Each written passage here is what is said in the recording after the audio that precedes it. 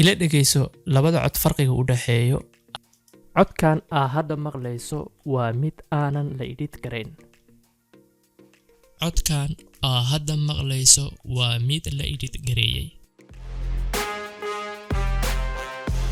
Assalaamu calaykum waraxmatullaahi wabarakaatuh. Kusoo dhawaada Tech Somali. Maanta waxaan rabaa inaan soo video ku saabsan sida codkaaga quality-giisa kor ugu qaadi lahayd adigoo isticmaalaya software free ah laguna magacaabo Audacity.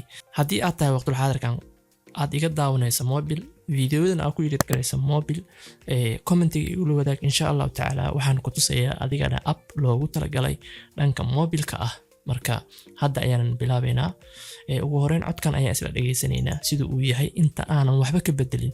Waa codkayga. Codkan aa hadda maqlayso waa mid la edit gareeyay. Inaha waa mid la edit gareeyay markaan leeyahay hadda ayaan wax ku bilaabi rabaa. Marka sida awgeed waa u jeedaan mic meeshan aniga hadda isticmaalayo shucaac badan ma laha ama shanqarta extra ma soo qabanayo. Laakiin adiga haddii meesha agtaada oo kaleeto buuq iyo waxyaabo ay leedahay marka videoga duubtay habkan ayaa boqolkiiba boqol ku caawinaya wax badanna ka caawinaya insha Allah.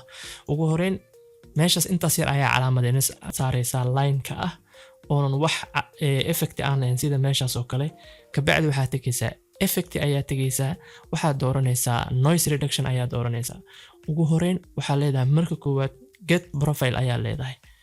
Markuu sidaa arkay inta ayaa imaanaysaa marka meeshan ayuu ka soo qaadanayaa noise-ka.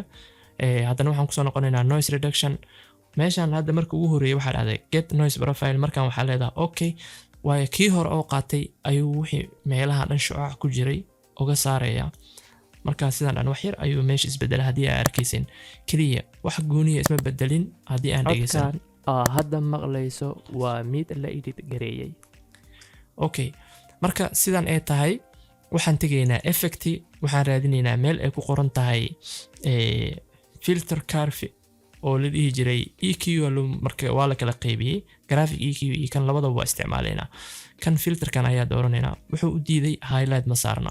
Marka dhammaan video inta aad wax u rabtid highlight ayaa saaraysaa. Effect ayaa ku soo noqonaysaa waxaad dooranaysaa filter curve-gana dooranayna. Aniga hadda already macnaha waxaan leeyahay kan oo ii save garaysan. Haddii ay idin sharxaan line-kan wuxuu ka caawinayaa base-ka codka oo uu kor u qaadaya.